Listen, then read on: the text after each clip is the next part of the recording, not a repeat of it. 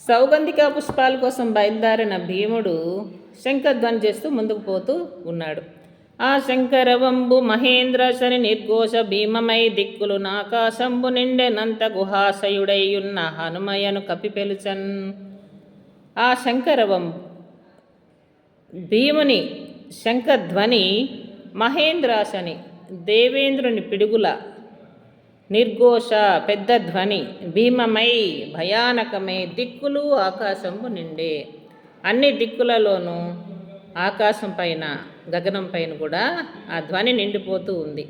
అంత గుహాశయుడేయున్న హనుమయ్యను కపి పెలుచన్. వెంటనే వేగంగా లేచాడు. గుహాశయుడై అక్కడ ఉన్నటువంటి ఆ గుహలో నిద్రిస్తున్నటువంటి హనుమ అనే వానరుడు వెంటనే లేచాడు. దాని విని బెదరి లేచి మహానాదం విధి మనఃప్రియంబయ్యే మదీయానుజ శంఖధ్వానముదానగునని ఎరిగి కృష్ణతనురుహుడగుచున్. ఆ శబ్దాన్ని ఆ ధ్వనిని విని బెదరి ఉలిక్కిపడి లేచి మహానాదం ఇది గొప్ప నాదము.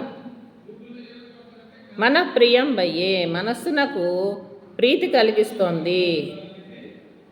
నా హృదయాన్ని తాకింది ఈ ధ్వని. మదీయానుజ శంఖధ్వానం దానగునని ఎరిగి ఇది నా సోదరుని యొక్క శంఖధ్వని అని తెలుసుకొని కృష్ణతనురుహుడగుచున్.